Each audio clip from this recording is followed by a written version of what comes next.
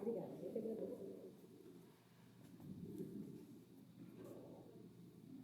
Boa noite a todos. Meu nome é Rafael. Pode falar, né? Tentar subir, que você é grandão, né? Mas tá bom. E em nome da Sala Caibara, gostaria de agradecer a presença de todos vocês aqui essa noite. E a gente foi escolhido um tema para que a gente trabalhasse hoje, que é a constância na vida espiritual. E para ambientar esse tema para vocês, que às vezes não é tão trabalhado, não é tão falado, eu trouxe uma história muito antiga de um filósofo grego, o nome dele é Esopo. Ele é o mesmo que criou aquele conto da cigarra e da formiga, que é um conto infantil que muita gente conhece. Mas ele também criou um outro, que é o conto da lebre e da tartaruga. Existia um lugar onde haviam muitos animais, e entre esses animais havia uma lebre e uma tartaruga. A lebre muito rápida, muito segura de si, porque sabia das suas potencialidades, só que, mesmo muito segura dessas potencialidades, ela era bem arrogante. E ela sempre tirava sarro da tartaruga. E a tartaruga, porque naqueles passinhos lentos, a lebre passava correndo e falava: ah, você não é de nada, eu sou muito veloz. E um dia a tartaruga se cansou de tantas gozações com ela e falou: eu aposto uma corrida contigo e eu vou ganhar essa corrida. A lebre olhou assustada e falou: tá maluca, louca, né? Mas, sabendo do que ela era capaz, ela foi lá e aceitou o convite. Uns dias depois, foram lá na linha de chegada e começaram as duas a correr. A tartaruga, no seu ritmozinho lento, constante, a lebre saiu correndo em disparada. A lebre, no meio do caminho dela, olhou para trás e em minutos já não viu mais a tartaruga. Mas, como ela saiu muito em disparada, ela logo cansou. E no que ela cansou, ela falou: ah, essa tartaruga não é de nada mesmo, eu vou parar aqui e vou dar uma descansada. Mas, estava um dia quente, ela parou numa sombra e acabou pegando no sono. Nisso, a tartaruga passou firme e constante dela. Até que a tartaruga passou a lebre, lá dormindo. Nem percebeu o que estava acontecendo. A tartaruga seguiu seu caminho até quase chegar na linha de chegada. Quando estava chegando ali, a lebre levantou, olhou para um lado, olhou para o outro, não viu a tartaruga e começou a correr. Quando ela se deu por conta, a tartaruga estava em cima da linha de chegada e não tinha mais o que fazer. A tartaruga acabou ganhando a corrida contra a lebre. E o que essa história traz para a gente é uma outra frase que eu vou pedir licença para ler aqui, porque mais vale um trabalho persistente do que dons naturais mal aproveitados. Devagar se vai ao longe. Essa talvez seja a grande contribuição desse filósofo ao contar e ao criar essa história. E o que a gente pode trazer da atitude de cada um desses animais, da lebre e da tartaruga? Da lebre, eu trouxe uma frase que diz que é um dito popular, mas que nas minhas pesquisas acabei encontrando o nome de uma pessoa que criou essa frase, que é Marina Pedelha, e ela diz que quem muito sorri, chora depois. Ou seja, não dá para ficar se gabando, mesmo sabendo que nós temos potencialidade, nós sabemos muitas coisas, a gente não pode subir a cabeça, arrogância a cabeça e ficar tirando o sarro dos outros por conta de nós termos nossas capacidades. E para tartaruga, eu peguei uma frase do Shakespeare, que é: escalar colinas difíceis requer um ritmo lento no final. No caso da tartaruga, ela foi no ritmo dela, lento até o final, e ela conseguiu o que ela queria. Então, para começar a falar sobre o ritmo, o que é o ritmo? Para entender o ritmo, a gente precisa entender das polaridades. O que são polaridades? Frio, quente, alto, baixo, feio, bonito, todas essas coisas que são antagônicas. Para entender bem a polaridade, imagine uma pirâmide. No alto da pirâmide só tem um ponto, mas se a gente desce para a base, tem dois lados. Claro, com 4 lados, mas olhando de frente você só vai ver 2. E no alto, fazendo essa alusão, a gente sempre comenta que a análise da pirâmide, o alto da pirâmide é Deus. É único, não tem variação, não tem polaridade. É tudo num ponto só. E quanto mais a gente desce para o nível do ser humano, a gente vê mais essas polaridades que são todas muito evidentes na sociedade que a gente vê hoje, seja em política, em futebol, em vários outros temas.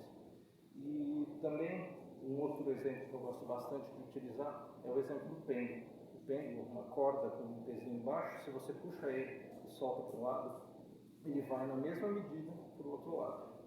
E o pêndulo em si, se a gente levar pelo ponto da energia, quanto mais a gente eleva a nossa energia, tanto no exemplo do pêndulo como da pirâmide, quanto mais a gente eleva a nossa energia, por meio das nossas ações, por meio de orações e tudo mais, quanto mais a gente eleva a nossa energia, mais próximo a gente está do ponto superior, que nessa alusão é Deus, é o que é perfeito. Quanto mais baixo a gente está nesse ponto, mais próximo ao nível terreno a gente está, mais distante a gente está. Então a gente consegue concluir que quanto mais alta a nossa energia, mais simples, mais fácil a vida flui. E com isso as nossas atitudes, elas acabam sendo influenciadas pelo nosso nível de energia.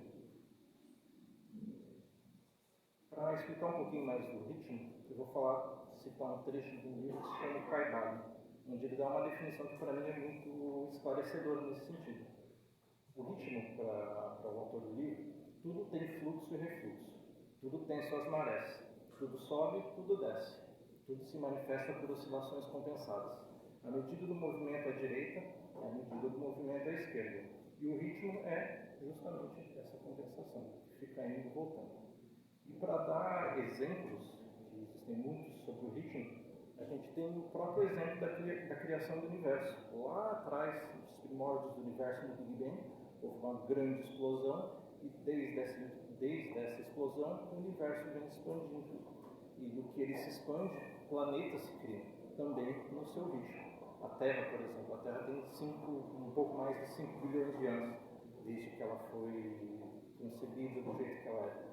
E de 5 bilhões de anos para cá, ela vem evoluindo no seu ritmo.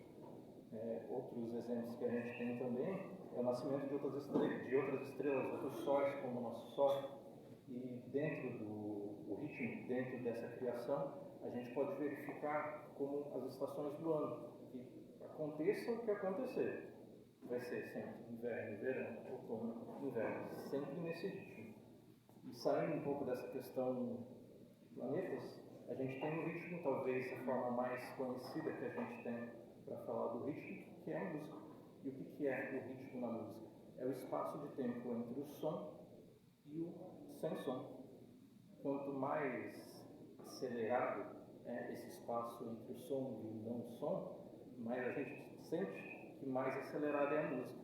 E quando a música é muito acelerada, ela acelera a gente também, porque a gente faz parte desse contexto da música. E ao passo que quanto mais lento é o ritmo, mais calmo é a música, mais capacidade de nos tranquilizar essa música tem. A dança no mesmo sentido. Você pega danças mais ligeiras, mais rápidas, elas se empolgam, elas nos atiçam. E ao passo que você pega uma dança mais lenta, ela nos acalma. A gente consegue perceber o poder do ritmo nesse sentido também. O desenvolvimento humano também se dá por um ritmo. Quando a criança nasce, ela nasce um bebezinho, vai crescendo até virar adolescente. Enquanto ela é uma criança, ela tem o ritmo dela, né? Ela tem as experiências dela, quer conhecer o mundo, experienciar o mundo por uma primeira vez, até que chega a uma certa idade onde a criança se torna uma adolescente.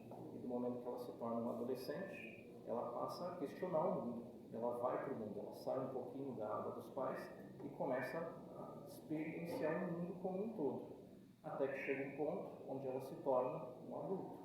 E quando ela se torna adulta, ela pega toda essa bagagem de infância e adolescência e começa a levar para uma vida, seja profissional, pessoal, vai compor a própria família, até que chega um momento onde chega a melhor idade. E daí as capacidades, as potencialidades já são outras.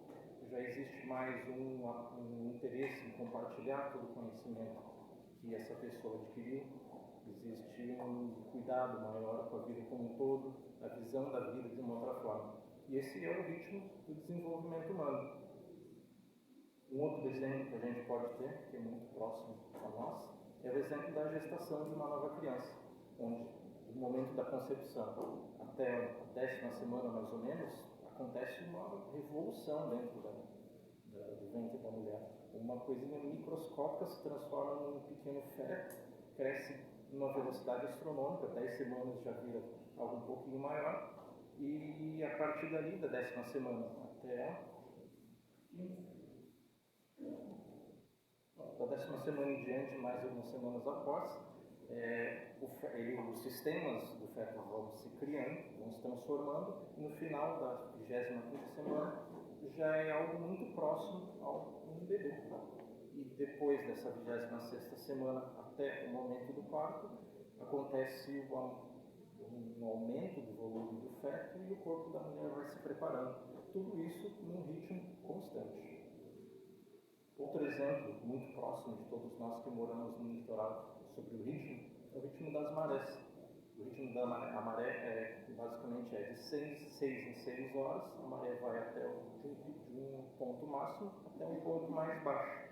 E essa variação é o que a gente chama de maré, que também é influenciada por outra coisa que tem um ritmo certíssimo, tanto que é estudada há milênios, que é o ritmo da Lua, as fases da Lua, que tem a fase do quarto minguante, a Lua nova, a Lua cheia e a Lua crescente. Cada uma delas, invariavelmente, você pode estudar pesquisar em qualquer época da humanidade. Elas sempre seguiram esse ritmo, nunca houve um outro ritmo diferente. E faça chuva, faça sol, esse ritmo sempre se cumpre. O ritmo no contexto das pessoas e como o ritmo se manifesta na nossa vida. O ritmo ele pressupõe algo que sem isso não existe ritmo. O ritmo pressupõe ação. Se a gente não age, se a gente não caminha, não há ritmo. Então o ritmo só existe quando a gente age. E quando a gente fala em ação, a gente imagina que a gente está saindo de um ponto A para um ponto B. Vamos usar o exemplo da própria pirâmide. A gente está saindo da base da pirâmide para o topo da pirâmide. O desconhecimento total, a tentativa de agir como o único, o superior. E nesse sentido, essa caminhada é o ritmo dessa caminhada é a manifestação do ritmo nas pessoas. Né? Outra coisa que acontece é que conforme a gente caminha, existem algumas armadilhas. Não é tudo tão fácil assim. Se antes fosse tudo muito fácil. O ritmo, ele, conforme a gente caminha, como eu falei, existem duas coisas que, na minha opinião, a gente tem que tomar sempre muito cuidado e são problemas muito atuais na vida das pessoas. Uma delas é a procrastinação. A procrastinação, ela faz com que a gente deixe de merecer aquilo que a gente está tentando conquistar. Na nossa caminhada da base para a pirâmide, para o topo da pirâmide, se a gente procrastina, a gente está pensando dentro de nós mesmos. Vamos deixar para amanhã, hoje está sol, vou para a praia, ou hoje está frio, vou ficar aqui embaixo das cobertas. Acho que todo mundo já passou por isso alguma vez na vida, né? E quando a gente pensa no mundo da espiritualidade, no ritmo, toda quinta-feira tem palestra aqui. E eu vejo muitos de vocês aqui todas as quintas-feiras. Isso é ritmo. Isso é o ritmo na vida das pessoas. Toda quinta-feira tem palestra aqui, tem atendimentos, e muitas pessoas vêm até aqui. E quando a gente age de acordo com o ritmo, junto com os fluxos da natureza, a gente está fazendo cumprir a nossa própria missão. E o outro cuidado que a gente tem que ter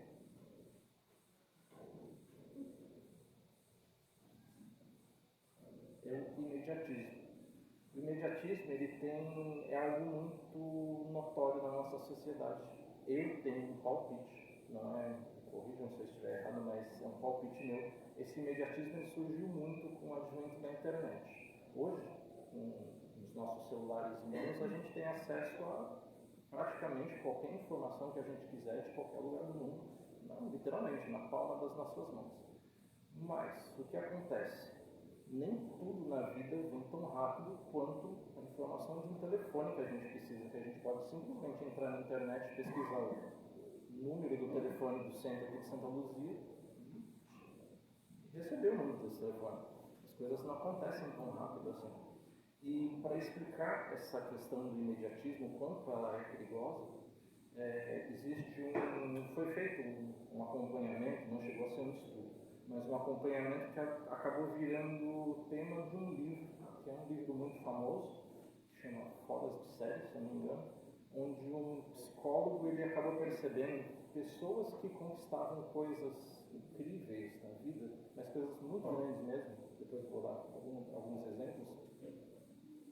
Essas pessoas ficavam trabalhando naquilo por muito, muito tempo. Um dos exemplos que ele trabalha no livro é o exemplo do Mozart. Mozart ele era uma alma genial, uma energia genial. A primeira composição do Mozart, que foi considerada genial, ele terminou quando ele tinha 21 anos. No momento em que ele tinha 21 anos, já faziam 11 anos que ele compunha sinfonias. Ou seja, entre o momento que ele começou a compor até o momento em que ele fez a primeira obra-prima dele, e que é ouvida até hoje por muitos de nós, foram 11 anos. Agora a gente pega o exemplo do telefone que a gente busca na palma da mão no celular. A gente consegue em segundos o que a gente quer. Agora imagina uma obra-prima como de Mozart, que ele levou 11 anos para compor a primeira obra-prima dele. Um outro exemplo que é trabalhado é o exemplo dos Beatles, da banda mundialmente famosa. Em 1962, eles foram chamados para tocar em um festival na Alemanha. E o que eles não sabiam é que eles iam ter que tocar todos os dias nesse festival. Numa época que eles não eram famosos, que eles não tinham muitos recursos, eles não eram reconhecidos como tal. Mas, a partir daquele momento, quando eles fecharam o contrato e foram tocar na Alemanha, eles passaram a tocar todos os dias da semana por 1 ano e meio. Ou seja, uma banda em início de carreira que tinha dificuldades de conseguir shows para... Quer dizer, uma banda comum teria essas dificuldades, ainda mais nos anos 60. Para eles,